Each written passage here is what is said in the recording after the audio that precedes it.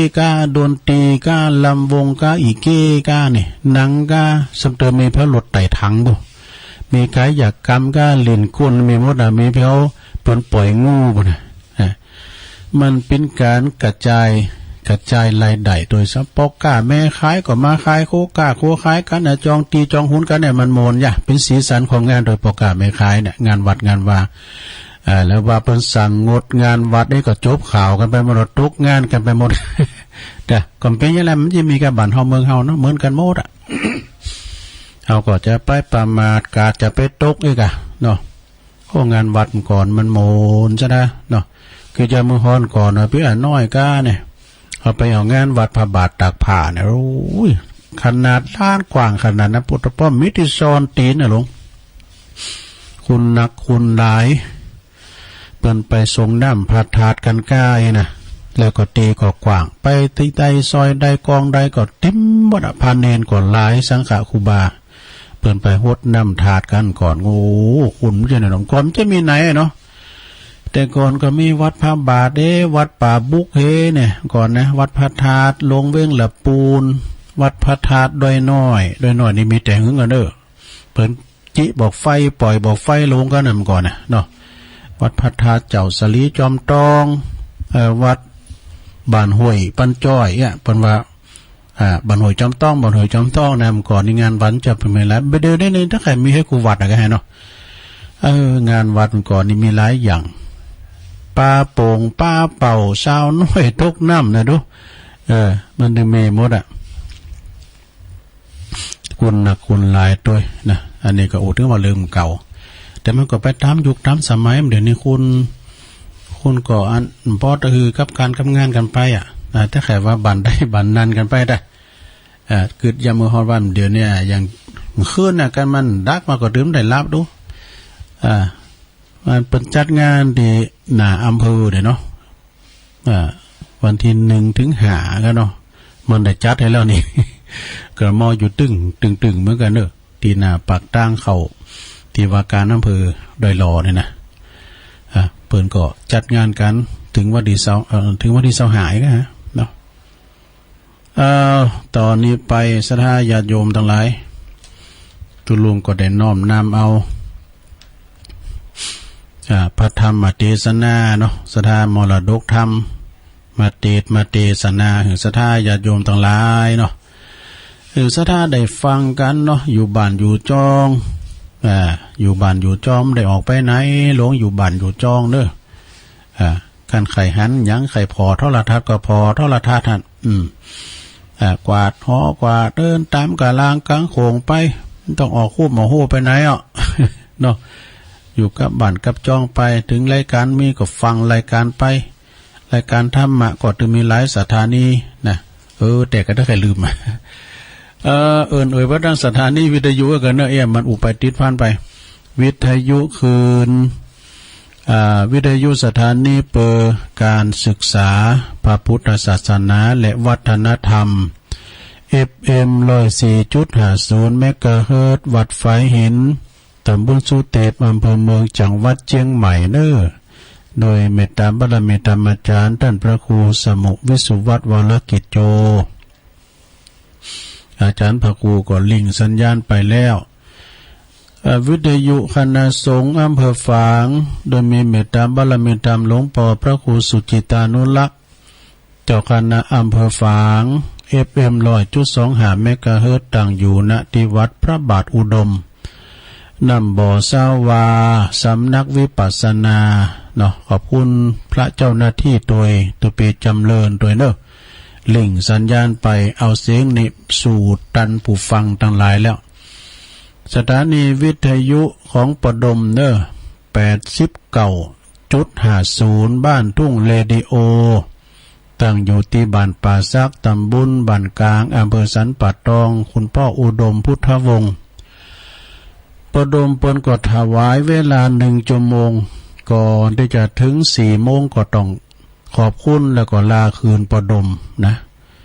บ้านทุ่งเรดิโอแล้วก็มนต์เสียงธรรมแม่แจ่มเด้อ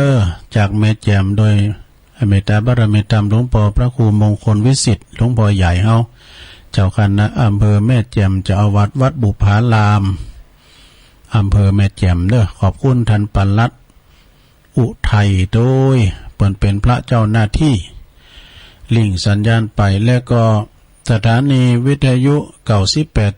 98.75 คลื่นธรรมะของชุมชนวัดห้วยตองซักตำบลโขงเปาอำเภอจอมทองเนาะโดยท่านพระครูวาปีวรมานิชเจ้าอาวาสและก็ท่านอาจารย์ชาวลิชยวังโสพระเจ้าหน้าที่เทคนิคของเฮานะลิงสัญญาณไปปิ้นตีเรียบร้อยขอบคุณกุศถานีเด้อตัวลุงเอ่ยไปแล้วนะศรัทธาญาติโยมเนี่ยเปิ้นมีเครือข่ายก็คือปิ้นพันธมิตรกันเป็นกัลยาณมิตรกันปิ้นเปินดีๆกันนี่นะเนาะศรัทธาเนาะเอาก็ได้ฟังก็เป็นบุญหูนะคือกัลยาณมิตรที่ปิ้นมิตรเกี่ยวสหายข้ามเฮาไผไม่เปินมีมิตรแบบไหนพองก็มีเปินถ้าเฮามีเปินปิ้นหมอกันไปรักษาก็รักษาฟรีการเฮามีเปินปิ้นทันตแพทย์แล้วก็ไปจัดฟันฟรีถ้าเฮามีเปินปิ้นเภสัชก็กายาฟรีถ้าเฮาปิ้นมีเปินปิ้นฐานนายเปิ้นว่าความคืนลงคืนซานฟรีแต่ถ้าเฮามีเปินปิ้นตำโหนดก็เข้าคอกฟรีเฮ้มใจกะสุมาเด้อแล้วก็ถ้าปิ้นเปินของพระเราสวดพระอยู่ทำฟรีเป็นกำหลินกำโหมได้นะลงเด้อแต่ปิ้นเปินตัวเจ้าเราสวดพระไปทำฟรีอย่าลืมกันนะเพื่อนเนาะอันนี้เอามาแจกหน่อยนะศรัทธาเด้อ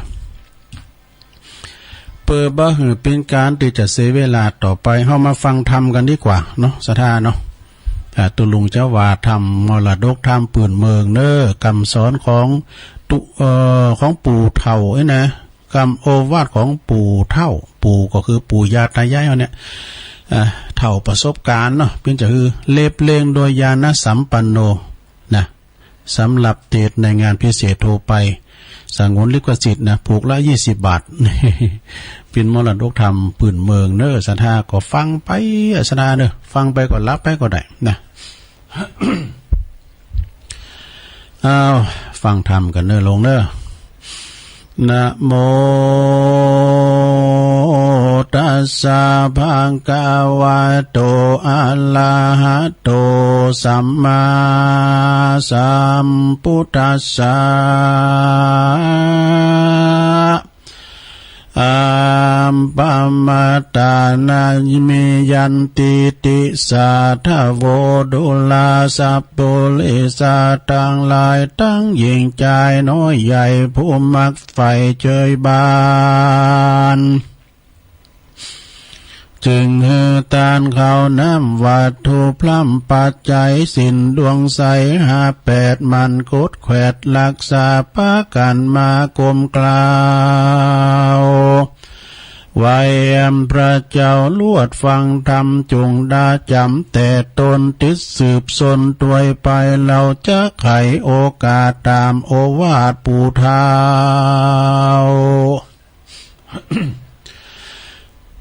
ได้บอกเล่าสอนปันจงปาการม้วนหมู่อดทาอยู่ดาฟังบัดนี้แด่เตออานิจังวัฏสังขารลาอันว่าสังขารตั้งหลายนี้นะบ่มันบ่เตียงรู้ความเงียงเปปังแผ่พันย่อมเหมือนกันจูผูตวนคู่ตัวสัตว์และคนย่อมบันดลโคตรคายมีเกิดแก่เจ็บตายปาดภาคตามเก่ารากสังขารบ่เป็นอาการมันแก่นหากแม่นหากมีแต่แม่นเป็นไม้บางพ้องก็ตายไปก่อนบางพ้องก็ตายย่อนไปลุนตามบาปบุญแต่ไทยอันช่างไว้ภายมันจักมาตันตอบสายเฮือได้ร้ายและดีกันว่ากาลีกาหยาบกาทำบาปนา บาปก็จักปาตกตอดลงสู่รอดอาเวจีสาเวยตุขีเอาไม่หมื่นปีได้เป็นทะลากันกรรมนั้นนามการกรรมนั้นนากลาดกลอยบาปเมน้อยเหลือเศษก็ได้ไปก็อยู่เขตเมืองโคนทุกทานล้นไม้อ่าวอดนากันเขาและน้ำเปียติซ้ำลุมลามีอายุวาสามินสานบ่ลอดดันปันตายต้านต่างลาย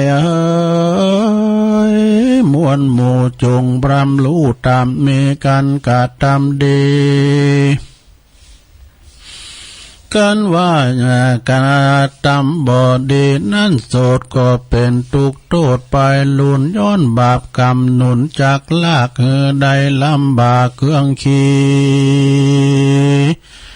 ส่วนว่าผู้ใดกะทำดีก็สร้างบ่อละห่างศีลธรรมจะบุญจักนำส่งอยู่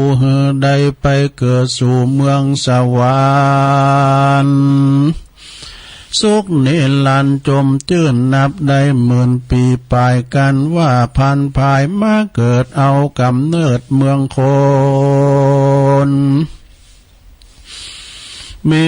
เนื้อตนงามอาจพันบิลาศโสภาฝูงโลคาใหญ่น้อยบอดจองห้อยเบียนควีอายุเมเตียงเต้า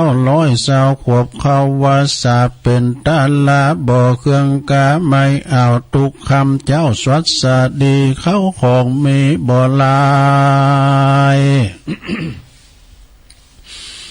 ดูตั้งใจเตตานสุขสำลานชื่นจอยดังไฟห้อยผาธนาและนา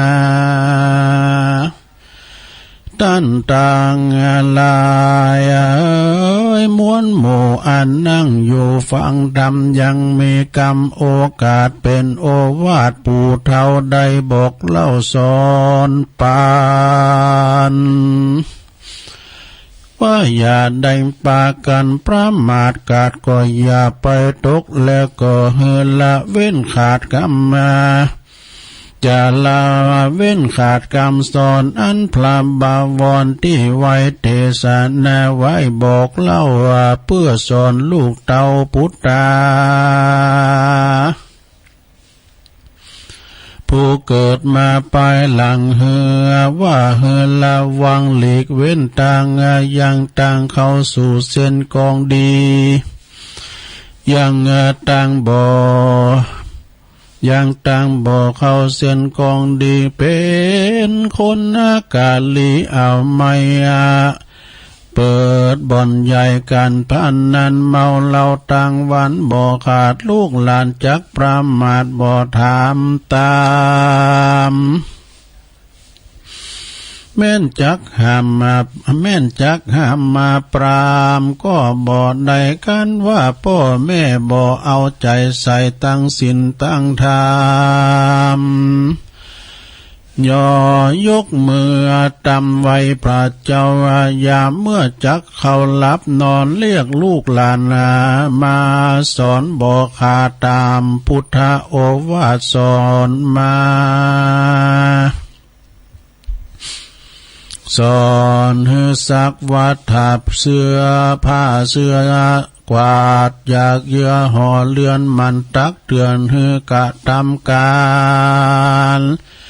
ได้สอนลูกหลานแต่เยาว์วัยเพื่อเป็นอุปนิสัยสืบต่อไปสร้างสืบต่อสร้างสืบก็แต่น้อยถึงใหญ่ก็จักป่าใดเป็นคนดีถ้าพ่อแม่บ่ดีแต่กาวบ่ลูกสอนลูกเต้าของตัวเต้าเมามัวซื้อเขา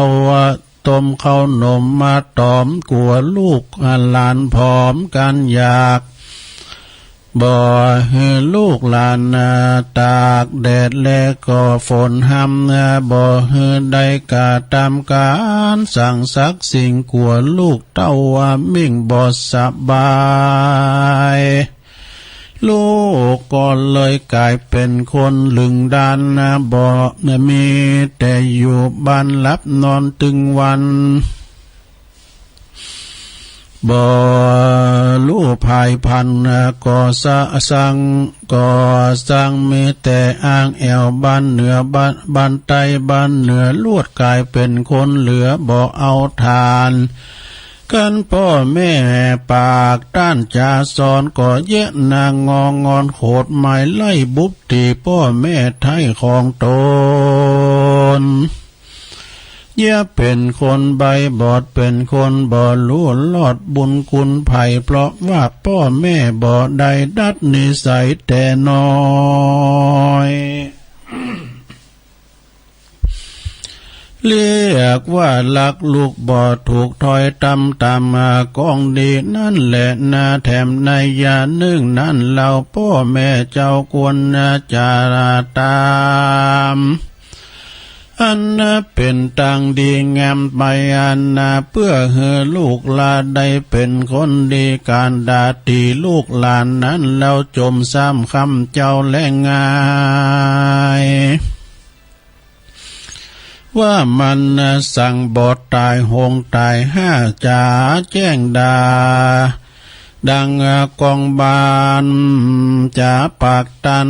บอกม่วนหูดามาหมูลูกตัวเก่าดาเป็นมาหมูลูกตัวเก่าได้ ล้อนไม่เอาว่าจิตใจตนจางงจางงานงนเมียพล่ำพลอมเป็นกำบ่อ่อนน้อมวอนหวานบ่อนอ่อนน้อมจาหวานลูกลูกหลานได้จื่นสู่เขาก็ลวดบ่ลิงลูมาหาลวดสองขาพ่อแม่ได้อยู่แต่คนเดียวเต้าเท่าว่าจุมหมูลูกเต้าว่าไผ่บอกมาแลเลียวได้หากินคนเดียวตุกยากอดกันอยากเผาตีนมือกินตุงเครื่องขินบ่ขาดคอบ่มีไผมาเฝ้าพอก็ยาใจเพราะเป็นคนจังไล่ขี้จมขี้ด่าไผลวดบ่ไหวนำมาหากจักกินตานสั่งจาก็บ่สะดวกก็ย้อนว่าคนเท่ากระสวกสะหาวเลยได้วิตว่าวเป่าวางเลยบ่ได้สร้างการกุศลสั่งบ่มีอันใดหวังไปหน้าอันจักไปสู่จานฟ้าเมืองบนฟังดูลาปูตุชนตั้งหลายเหยมนหมู่ตั้งป้าปูเอาอาบตั้งศรัทธาเท่าแก่ได้สั่งรวมแต่วาจากรรมอุนินากรรมปากไล่ดีหากสูนกันว่าจักไข่ปันเก่าจีกวนพิจารณาทวนที่แม่นกองทามอย่าได้จากกรรมดอดาย่อเป็นกรรมป้อเต็งใจกวนปากกวนจะไขปากม้วนบอดจากกรรมมาห้วนหมูมากรรมปาลาก็อย่าได้เก่าบ่ไข่กรรม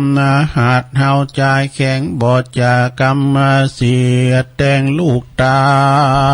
วจักจะสอนเขานั้นเราจุงพิจารณากวนใจว่าจะอ่อนอวนคือปากม่วนจาหวานจุ้มลูกหลานก็มาชอบสู่ใจลิงลู่ยินดี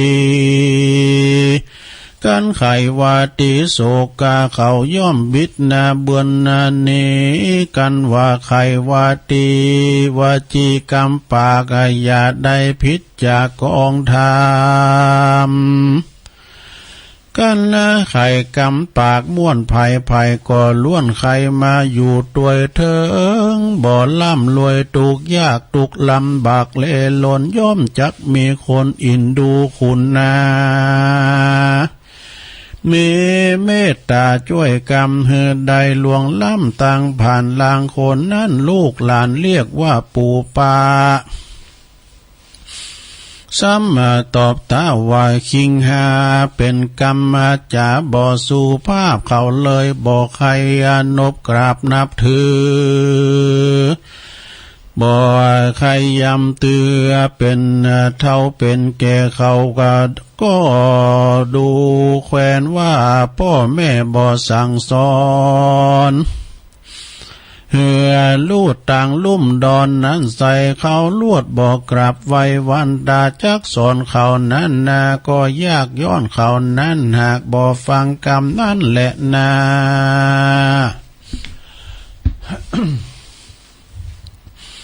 ศรัทธาต่างลายเฮ้ยมวลหมู่อันนั่งอยู่ใหญ่ๆฟังธรรมไปจากใจจ้างใสเอาแก่นเอาสารเอาเป็นญาณวิภาเสดนำมาเมื่อเกิดเมืองสวรรค์อย่าอูจากการอดเอาเยาว่าเป็นบาปเศร้าติดตัวป่าหมองมัว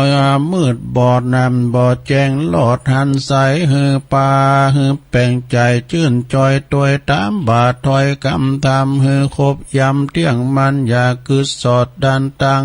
หลายตังมันนั่งอยู่กลางเจ้าหมู่ใจคืดอยู่แดนไกลเขาดงไผ่ห้อมหอยเหวลิงจ้อยพาจาขึ้นถึงไล่นาเข้าอากาถึงเปียดนาสาบุงกวยตั้งมาเพื่อไทยตัวงอนแอกงอนอย่าได้อย่าหือใจลิงคนต่างใดฟังทำไปติดต่อเพื่อสังก่อปาลามีได้สุขีชาตินี้และชาติหน้า ได้เกิดจันฟ้าคงสวรรค์ดังไข่ปันกล่าวแทงเพื่อฮือที่แจงคำสอนอันเป็นพระจินนาวรที่ไว้เทศนาวายสอนใจว่าปุกกาลผู้ใดนั้นเรากลัวกรรมบาปเศร้ากาเลียลูกเอาตนนี้เว้นหลีกเว้นออกจากเส้นมัวดำแล้วปั่มเป่งทำกุญใหญ่เตียวตามไตก้องดีชื่อว่าเป็นปัญญาปัลลมีล้ำเลิศป่าเกิดเจยบานสุขสำลานจื่นจ้อยดังไฟห้อยใจไม่ดูลาต้านต่างลายมวลหมู่อันลาสอดอยู่เดินจรในวัดนกรว่ากว้างใหญ่ปู่จักเก่าไว้สอนใจว่าปุกกาละผู้ใดใจหยาบมักกาตามบาปเวรกรรมบ่มีศีลธรรมสักหยาดไวยใจหาวหาดปาลาคาสัตนาน้อยใหญ่บ่เตียวไตกองทำหลักบังเขาของตั้งเงินทองผู้อื่นอันเขาบ่ยื่นวางปันจิตใจไผ่มันลิงลูเอาต่างจูกามเมโซเอาเปียยิงอื่นมาจมจื่นยินดีเมียตนมีอยู่ไกลบ่มักไฟเมียตนส่วนว่ายิงลางคน ส่วนว่ายิงลางคนนั้นเราใจบาปเศร้าปาลาปาใจมาจื่นสู่เอาเป็นจู้ทำเอาเป็นจู้สำลานแม่นจักไขขานโอกาส ก็ว่าอย่าปัมมาดวางลาบ่มูสาจูหลอกจากอูออกกำใดเฮือเป็นไปโดยซื่ออย่าใดเฮือพิธามบ่ไข่กำมาเฮาด่วนกันเราอูม่วนจาหวานจุมลูกหลานก็มาหักกันว่าเฮาอูนักจาลายลูกหลานยิ่งใจก็จักจังกันว่าเฮาอูดังปากสัวกาเขาก็บิดหน้าเบือนหนีกันว่าเราจากกรรมดีปากม่วนอูถูกท่วนกองทามจากงัดเมียคนยำนับถือเอาเป็นหลักตือมันแก่นอันนี้หากแม่นกองทำแหลนาดูลาจุมหมู่ลูกหลานตั้งหลายเหยมวลหมู่ฟังโอวาทปู่สอนปานจงปากันจำจือไว้เอาเป็นไม้ไตสอนใจเลี้ยวนำไปปฏิบัติตามย้อนว่าเป็นกองงามหลายหลากป่าพ้นจากตุขีคือหือเว้นนิกรรมบาปอันกายหยาบนาบ่ดื่มสุราน้ำเหล้าบ่ลูกกึดเหล้ายาวไกลว่าน้ำเมลัยนั้นสดกินแล้วโทษมีนักหนากายยาไม่เอาตุกโศกเศร้าเครื่องขี้บ่เป็นดีสักหยาดคือเสียงเงินบาทใต้คำแดงพายาที่เปียแฝงหลายแหล่ย่อมเกิดแก่ตัวมาสติปัญญามืดบอดบ่แจ้งหลอดหมดสายเกิดอันใดก็บ่ป่องบ่แจ้งส่องกองดีตูดสุลานมีหลายแหล่บ่อาจนำมาแผ่กล่าวไว้หมดเสียงควายจุอันแหละนา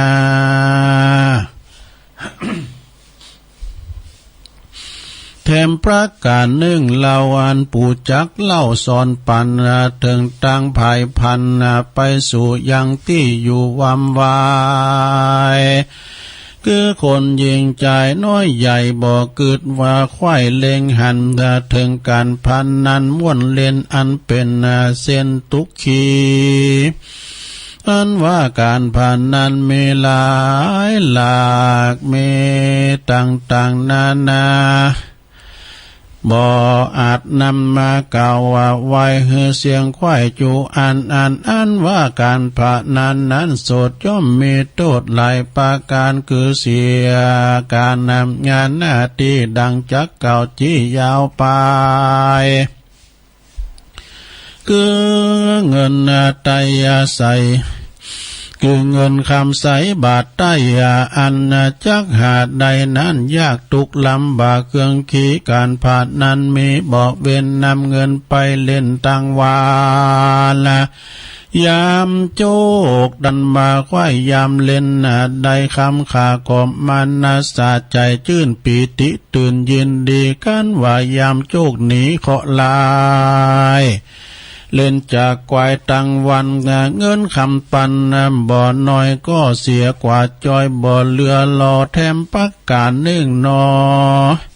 เนื้อเจ้าเขาของเก่าปอมมีก็คือว่าคำสิ่งขี้ใส่ซอยเว้นใส่ก้อยและสังวานเงินคำคานบ่อไหลก็มาขายเสียงควายจุอันมีเงินปันมีเงินคำปันอ่านหมื่นมีใจชื่นเจยบานก็สำลานในบ่อนเงินคำผ่อนหายหนปาใจตนเอาไม่ทุกโศกไม่เครื่องขีบดังบาลีแต่เก่าอันนักปราชญ์เจ้าเทศนาว่าอัปปมาตานินะเมยันติดังกานิกล่าวใครเก่าจีเป็นไตว่าปุกกาละผู้หนึ่งผู้ใดนั้นลาวบ่เกิดเล่าพิจารณาเต้าลาสาป้ามาดมีเงินคำบาทคำแดงก็บ่ยำแยงเกิดควายเอาไปใจผิดทามนะ เตียวตังดำบ่อขาดชื่อว่าประมาทลาสาย่อมจักป่าเอาไม่ตุกอยากไล่เขียนใจกวนเนกายเว้นห่างรีบก่อสร้างตั้งดีศีลธรรมมีคุณใหญ่จุงปฏิบัติไต่ด้วยตามเป็นกองงามผาเสดป่าเกิดสวัสดีได้สุขีจัดนี้แหละจัดหน้าบ่อยาจะแหละนาเนติตังขียาสังวันนาวิเศษกาห้องเหตุธรรมโอวาทปู่เท่าก็บางกรมสมเรศเดชแล้วเท่านี้ก่อนแลสาธุสาธุสาธุ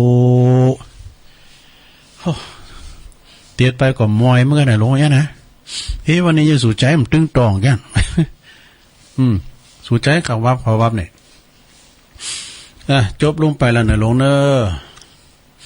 ทำผู้นี้กับเพิ่นสอนจะดีนะมีในตัวนะหลวงต้องสรุปอ่ะเนาะเป็นธรรมที่ว่าเปิ้นเป็นโอวาทนะสั่งสอนลูกสั่งสอนเต่าจะไปสอนจะเมื่อกินข้าวลงเอ้ยคิงเขามาด้วยบ่าเนี่ยมันไปคิงใส่เขาเนี่ยนี่เล่งใหญ่กองใหญ่อ่ะใหญ่มาแล้วเป็นงูเห่างูจ้องแล้วละอ่อนเนี่ยมันจะว่าโฮมหรอกก่อนเขายี่ห้าแล้วนั่นก็เนี่ยแล้วก็อุกจ้ากันเนอะปากโมนเจ้าหวานเขากับปตกกระเดียมากี้เขาไปอิ่มมันก็ได้สตาร์ทรถเครื่องนี้สอนลูกสอนเต่าก็คอยเล่าคอยรวมไปละอ่อนมันก็เนาะเขาว่าที่พาน้อยเขานี่ตัวนี้เอาไปเอ็กอักเสียเขาเขาจะมาสู่หรอกแต่ก็รวมไปแข็งพองอ่อนพองไปฮะนี่นะมันพี่อ่านหรอกมนจ้าหวานพองลิ่นพองเต้พองมากอะเนาะลูกเต่าเหล่าล้านเลี้ยนเขาก็เหมือนกันนะเนาะซัมเตอันหมอมันแต่ลึกมันตึงหลึงนะเนาะอันหมอที่มันเข้าใจมันเข้าใจอย่างผ้าน้อยนะก็เรียกว่าตีหลักกลางเนี่ยมันถึงมากันโหลอันหมอก่อนหมอแต่เนอะ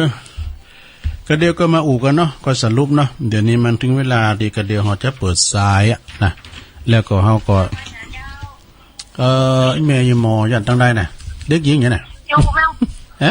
แม่น้อยอยู่เมืองเป้าเลยอ่ะโอ้แม่น้อยเมืองเป้ากับมึนไปนะเกนี่มันโทรมานี่แม่น้อย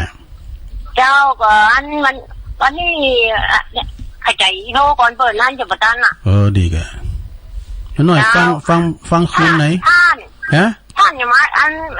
เตะทำกำลังให้น้ำหวานกันนาเฮ้ยโอ้ไปมาตีกันนะใจดีเด้อแต่คืนละมา3 โมงแม่ฟังท่านเทศในวิทยุอ่ะท่านว่าให้ยุดมา3 โมงยุดจะเตะทำกำลังเลยแม่ก็รอฟังอ่ะโอ้ดีกะกับมันพุกมาเด้อพุกมาทำอยู่พุกเจ้าก็มาทำอยู่จงใจมานั่งเมืองเปล่าฟังเนอะน่าจะได้ฮะประกาศรู้แม่น้อยนี่เป็นฟังตลอดเก่าฮกเพิ่นก็ฟังตลอดก็ฟังตลอดเนอะขอบคุณแม่น้อยหลายๆเนอะเป็นกำลังใจให้เนอะต่อไปสาเนอะเจ้าก็แล้วว่าเมืองเป้านี่ก็คือถึงหลวงปู่แหวนก่อนเนี่ยไปแอวเนาะเจริญปอนไข่โฮมมาก่อนนี่แม่จันสมนั่นน่ะนี่แม่อายหลังกัดแม่สาวเมื่อเช้านี่ปล่อยให้เปิ่นโทรกันเนี่ยก็นอกเปิ่นจดขาดแล้วเปิ่นจดไม่สมขาดเลยเมื่อเช้าปล่อยเปิ่นโทรกันเขาขอฟังเปิ่นเนี่ยค่ะแมลงมาเขาก็ไปโทรอย่างอ่ะเอาเนี่ยตัววางทำตัวม้วนนั่นน่ะมันได้การดูเขาจะเล่นไลน์เล่นเฟซจะพอโทรทัศน์อันนี้ตาจดจ่ออันนี้หูจดจ่อมือเขาก็เยอะกันไปอ่ะกันไหมเจ้าเอาเนี่ยไปนะมันต้องมาไข่มอยเหรอคนเตะทำยังว่ามอยนั่นกับมอยเหรอสุดใจนี่กับว่าว่าเฮ้ย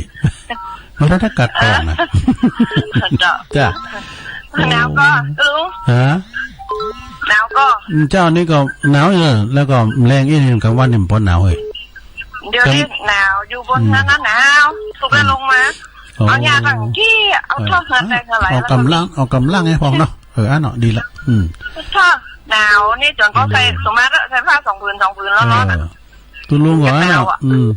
อันถ้าว่าเจ้ามาก็อันมันแต่หนาวนักปองเธอก็ใส่เสื้อนี่ จะไปทำบนยิบเสือเขารักษาสุขภาพเนอะขอบคุณเนอะโอ้น้ำหอนหลัดอ่ะมันแก้โควิดด้วยนะแต่กะละรู้หมดรู้กับหมดถูกต้องเจ้าอันแม่จันสมเนี่ยเป็น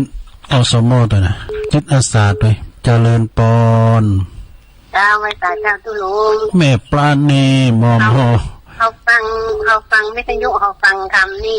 เขาได้การด้วยเนาะเมนแต่กะถ้าเขาดูทีวีนี่เขาได้การโอ้มันเขาตาไม่พอหันดูเนาะนั่นแหละมันอยู่ที่เก่าอ่ะนั่นกะอันอย่างมาเดียวเนี่ยเจ้าของเขาต้มอยู่เนาะฟังทำตัวอ่ะไปกลางตุงเลยฮะไปกลางตุงกลางหน้าบ่กะไปเขาก็ต้มอยู่บ้านเขาขอตุงไหมกันการมันผูกอ่ะเขาขอตุงมัดอ่ะดีกะข้าวต้มกล้วยข้าวต้มถั่วดินอย่างเงี้ยมอกะนั่นแหละสามารถช่วยบัวทำไปเต้ไหมก่อนนี้ตุลุงนี่เอาตอมาขายจะมาถวายตุลุงเนาะมันไกลกันเนาะโอ้เจตนาตกอีกก็ดีใจละอิ่มละเนาะอิ่มละเจ้าขอบคุณแม่ปราณีเนอมะนีจรเปิ้นอยู่ขีดเล็กบุญนะแม่มาขีดเล็กแต่บอกให้กัน0899556506เจริญปอนเจ้าไว้จ้าเมเลียเมลี่ห้อยทกวันนี้ม่วนในการกำมันนี่นะฟังเข้าใจดีจุงนักเพิ่นสอนลูกสอนหลานนะปู่เฒ่าเอาเป็นว่าปู่เฒ่าโอวาทปู่เฒ่าไอ้ดอกโอวาทปู่เฒ่าก็ลูกหลานนี่จะม่วนกันนะมันก็บอกฟังหลานน้อยนี่นะทุกเจ้าก็เหมือนกันนะจำเตือนนะโศกเรื่องบ่โดนแล้วมีหมากันหักหมาเนี่ยแล้วก็หักหมาเนี่ยสูคอนี่มันหายเลยหมาหากันมึงก็ตัวเจ้าตัวลูกก็หลานนี่นะไม่ชุ่มใจกันนะครับผมตัวลูกไปหับตาทำมาอย่างเข้าใจว่าอันโทษแบบดีแล้วน้ำอย่างนี้จังหวะถ้าเราเอานี่มาสู้ตู้ใจไปหาคิงใส่เขาเนาะก็ว่าเมืองลาเนี่ยเนาะว่าเนี่ยเมืองลาเนี่ยน้องเนี่ยเนาะไม่นะแต่ไปสอนกำกุเข่าเนี่ยมันก่อนเขานี่เขาหัวตัวเขาพิษนะเขาเฝ้าขี้เข่าได้ด้วยสาธุนะเฝ้าขี้เข่ามันอิ่มนิดๆแหละเฝ้าขี้เข่าที่ได้มับเดินนิดๆกันเด็กโดนหน่อยนะก่อนนะพี่น้อยนะครับไม่อยากจะลงเจริญปอนแม่อยู่ไหนแม่นักภาษาจ้าแม่บอกคำจินดาก็แจ้งเลยครับแม่บอกคำรู้ตัดจากเจ้าแม่บอกคำว่าสิ่งนี้เนอฟังนำแบบกำลังรู้ใช่ไหมเนาะนั่นเนาะตัดจากครับฟังตำรวจเช้าไปน่ะพวกเจ้าตุลุงก็มาอยู่ขอบคุณหลายๆเนอแม่บอกคำเนอจะเอากำลังใจโต้ยมันเป็นวันตัดสินเนอโอ้อันนี้แม่โบคำตัดจากทุกจอมก่อนนะนี่เจริญปอนแม่สายจอตุลุงแม่สายท้องอ่ะไม่ใช่ไหมโอ้แม่เลี้ยวสมภาษณ์ชมกับเมืองม่วนอย่างพระแม่กันเนาะสาธุขอบคุณหลายๆเนอจ้าแม่ฟังอยู่เด้อแม่อยู่บ้านแม่ตึงฟังแม่บนเลี้ยวเนาะ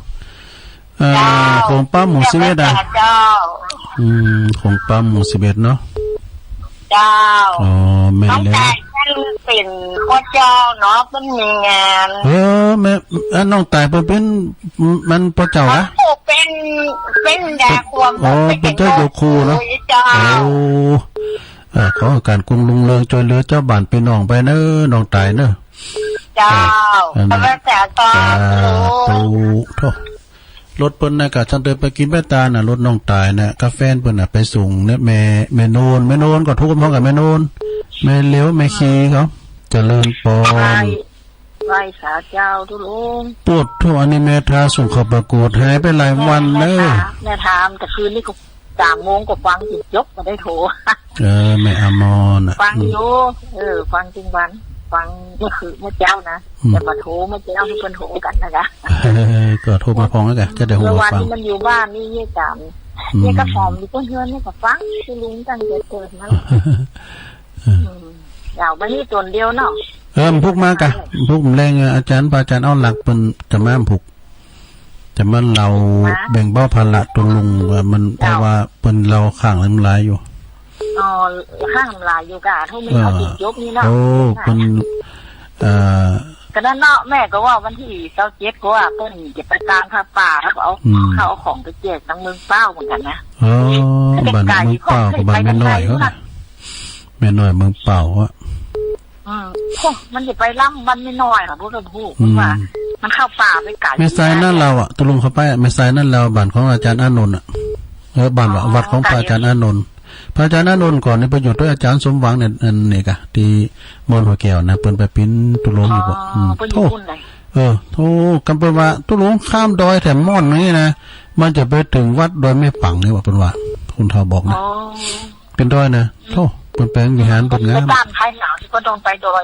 บอกขลามนะขนาดนั้นมันมีห้วยอ่ะนะพุทโธบอกขลามนี่หลายขนาดนั้นเนาะว่าจะไปแม่สารนาเราก่อนอนุโมทนาบุญกับแม่มอนเลยนะขอบคุณเด้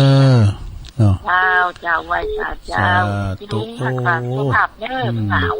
แม่อมอนนี่ก็มละกันแม่อมอนนี่ก็ตุเจ้าเปิ้นก็โตตุหนุ่มตุน้อยในพระอธิการไพบูลย์จิตตโสภโนวัดทานโดยครั้งเจริญปอน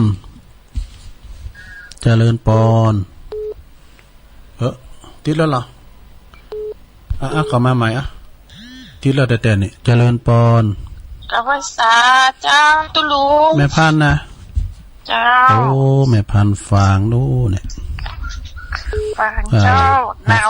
ป่าบงอ่ะเนาะป่าบงเวียงเจ้ามันหนาวเหมือนกันนะเฮ้ยหนาวเหมือนกันเริ่มเจ้าก็หนาวเหมือนกันนะเจ้าเย็น2-3 วันละหลายวันละเนาะแม่น่ะโอ้ฟังตุลุงปัจเจ้าก็ฟังโทรแล้วก็ไปตันโทรเดี๋ยวนี้ก็เท่านานติดเหมือนกัน